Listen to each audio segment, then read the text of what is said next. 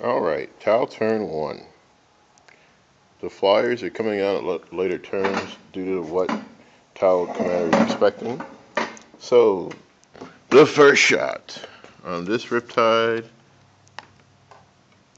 had Nova Charge's gun.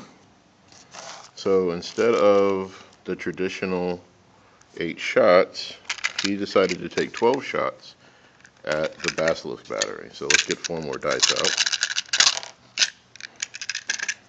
With no marker light support, he's going at it raw.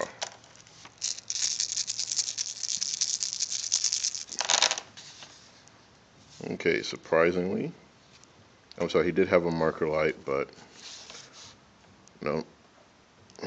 He rolled an armor save, so 9 hits. These are armor 10 on the side.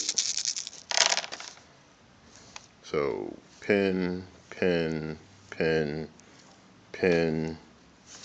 These counts as Ren AP 1s. So get these out of the way. The open top vehicle. No. So here, explosion. So 1 goes away, 2 go away. So before they even got to fire, killed in the prime of their youth. Now let's not forget the 4 missile shots from the same Riptide to them. Twin link. Alright, so that's 4 hits. 5s and 6s. And we got 1 6. So we have another hull point. Nothing. So 2 hull points left on him. We'll just put a nice number 2 next to him. How many he's got left? He already got beat up. Down here. The Zentradi's, I call it Zentradi because I'm making fun of Zaku, Robotech, Macross, and everything in my army. He's going to throw his flame template out. And 6 inches would have hit here. And torrenting, he's trying to hit the rear end of the side. So you can only hit 1 side is a, well, rear. Is a 6. Nope. No. And no. So he Nova Charged for his weapon profile. And I used the marker light beacon centered over here so everyone on this side, based off of him, had marker light tokens to use. So if I centered it here, it would capture that squad having marker lights to them, marker lights back here, and here. So heavy 3 plus D3, it's 6 shots. 6 total shots, hitting on 3. They all hit. Now, keep in mind that the primary weapon has a haywire effect. So we're going to do the haywire hits first. Alright, so no pins, all glances. So that's 6 hull points gone from a 9-point Bane Blade. Done. Now we're going to continue armor pin rolls. Side armor being 13, nothing. So this Zaku's pretty much hosed. Had it been good rolls, this would have finished off that. So for sake of argument, the Bane Blade took 6 nasty hull points and still alive. Sucks to be someone else. Okay, moving up. I'm taking the dice with me.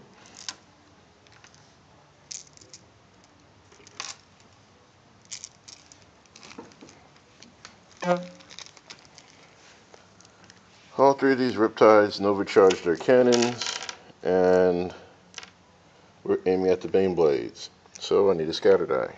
Hold on 1 second.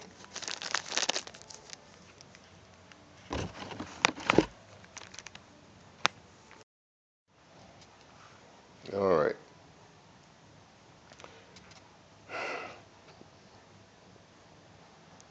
Unit 1, Unit 2, and Unit 5 are going to fire 2 different targets because Unit 5 has a target lock instead of Skyfire.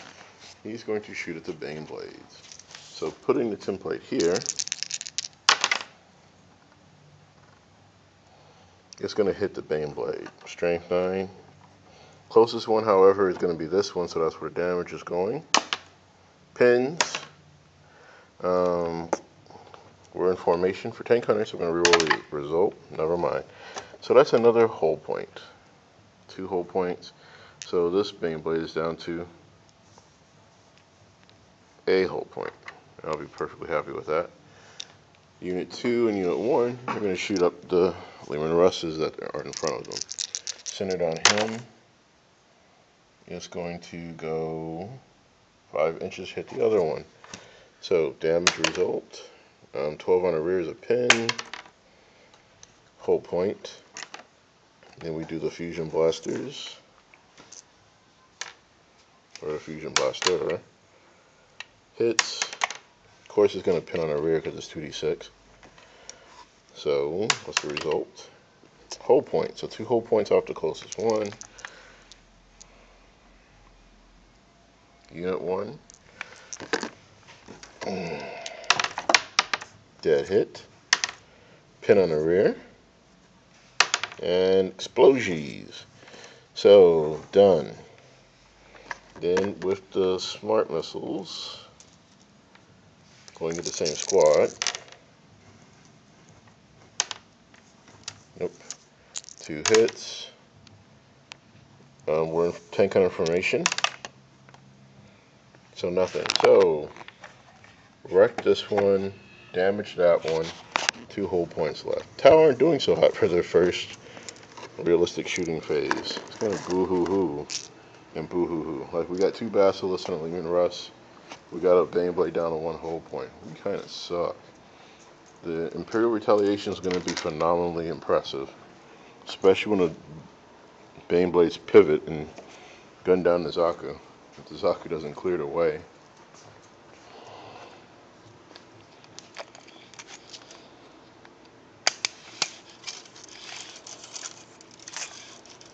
So Unit 37 is going to continue shooting at Baneblades in support of his teammates. He more than has enough range at 6 feet because this is only 3. And I'm trying to do this all one-handed, so hold on a second. So with the tape measure reaching all the way out and hitting the said target, it's going to go off 5 inches to that Baneblade. Of course, damage is always going to go to the closest one. So, tank hunter information, nothing. Unit 4 shooting at the same one. It's going to come back and hit the front one. It'll be a pin, and that'll be a glance, so 1 whole point from the lead one. Unit 7, same target. Goes over to the far one, where I was trying to hit in the first place. And will glance it, blowing it up. So the Zaku's safe from the wrath of 1 Baneblade. How is this going to play out? Regular explosion. That stays in place and does no damage to anyone else because it was a 1, so the D was in the middle, and it didn't even scratch the pin in the other vehicles around. So 1 Baneblade destroyed. And the paint job's not finished, so I'm perfectly fine putting the old girl on her side. So, Tau turn 1 was kind of sloppy at best, and Imperial turn 2. Oh, I already did all the pre-movement, so the only ones got to move are the ones that get struck. Because the Tau aren't trying to get super shot.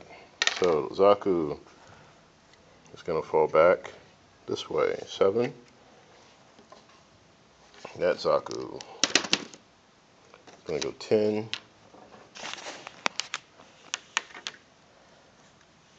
And post up behind a building, taking a beautiful cover save with him. The baseball house, or also known as the North House, because Chicago, in effect, with Chicago baseball teams, they're going to swing out into the street, blocking line of sight to the majority of the Baneblades, and holding formation. Put that little building back, slide Unit 1 over. Done here. These guys are 5-foot range, so they are out of range for targets. They didn't fire, so instead they're going to run. The red one's going to go 5, the other one's going to go 4. So it's going to hop down to the street level, losing line of sight and not being silhouetted. Same thing here. Done.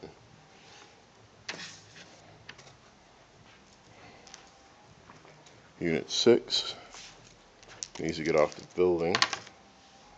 So he's going to hop down and poof, brakes line of sight. We're just going to move them up for the sake of brevity. 65 is a big guy with a wider base. 6'3" holding the building.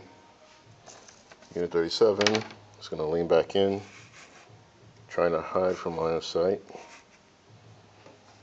And that's that turn. So that's how the situation is played up. Not as nasty as I thought it was going to turn out. Hopefully the bombers will make a difference. So thank you for watching the end of Tau Turn 1. Stay tuned for Tau Turn 2.